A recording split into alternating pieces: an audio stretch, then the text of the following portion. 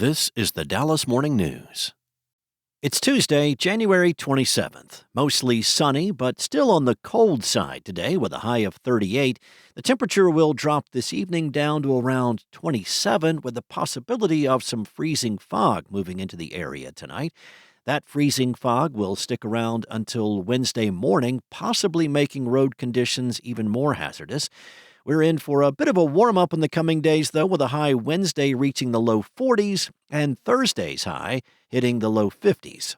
Overnight lows, though, will still drop below freezing for the remainder of the week into the weekend.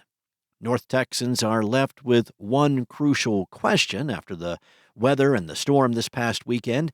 When will this snow and ice melt? Unfortunately, there is not just one answer to that question. Instead, a pattern of melting and refreezing may persist for several days. That refreezing makes black ice a threat for DFW commuters today. Exact road conditions will depend on how much ice can be cleared by the Texas Department of Transportation and others throughout the day. A pattern of daytime temperatures above freezing and then overnight temperatures below freezing is expected to continue for at least the next week. The daytime warmth should clean up most of North Texas's roads by Thursday afternoon, though. In other news, Wakeland High School officials confirmed that the 16-year-old girl who died in a sledding accident Sunday was a sophomore at the school.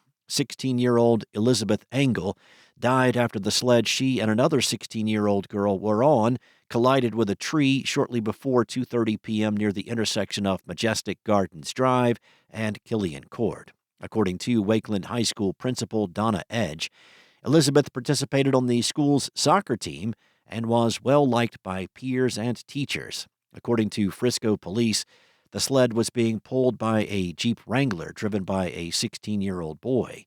As of 8 a.m. Monday, the other girl was still in critical condition. Police are investigating the accident with the assistance of the Denton County District Attorney's Office to evaluate any potential criminal charges. Next up, Governor Greg Abbott said Monday the White House needs to recalibrate Immigration and Customs Enforcement's mission to rebuild public trust after federal agents fatally shot a second protester in Minnesota.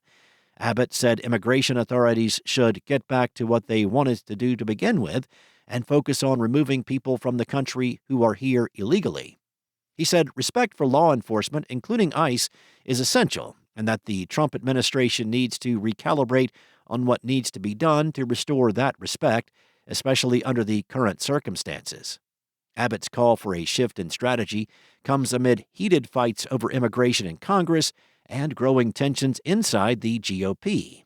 Some Republicans are seeking a deeper investigation into federal tactics in Minnesota after a U.S. Border Patrol agent fatally shot Alex Preddy, an intensive care nurse, protesting in Minneapolis. Abbott largely blamed Democratic Governor Tim Walz and Minneapolis Mayor Jacob Frey for the unrest, accusing them of literally inciting violence through their criticism of President Donald Trump's immigration crackdown. Democrats countered that the conflicts were caused by the federal government's aggressive immigration raids and deadly use of force. They said local leaders called for de-escalation after agents flooded neighborhoods. And Dallas police impounded nearly a dozen all-terrain vehicles Sunday after reports of reckless driving during the weekend's icy conditions, including one response in Deep Ellum that led to an arrest on a child-endangerment charge. The enforcement, led by the department's street racing task force, came after temperatures plunged Friday evening and sleet and ice coated Dallas roads. Dallas police and other officials urged residents to stay off the streets. Texas law generally does not allow off-highway vehicles like ATVs to be registered for use on public roads. It permits roadway operation in limited circumstances with an off-highway vehicle plate. Thanks for listening. For more on today's stories and the latest breaking news, visit dallasnews.com. Enjoy your day, and I'll be back tomorrow with more from the Dallas Morning News.